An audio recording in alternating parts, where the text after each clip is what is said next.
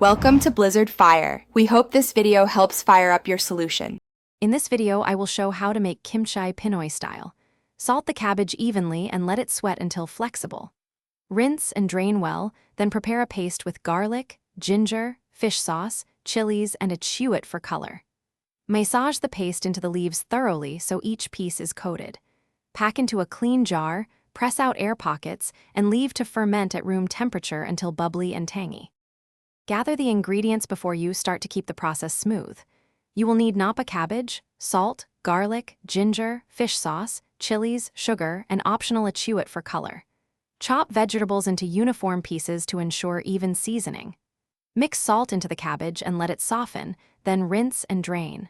Make the spice paste separately, then combine everything so the flavors meld evenly in each bite.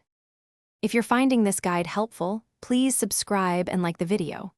Quick recommendation: life's too short for cheap socks. Go darn tough with a lifetime warranty for comfort during long prep sessions. They stay cozy while you chop and stir. I find them perfect for kitchen marathons. Check the description for the link and other deals, and now let's get back to the video. Work methodically through each step to avoid surprises.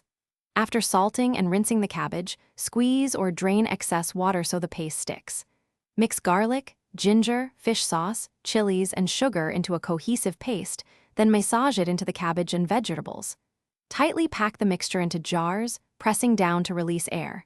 Leave adequate headspace for bubbling, then cover and let ferment until it reaches your preferred tanginess.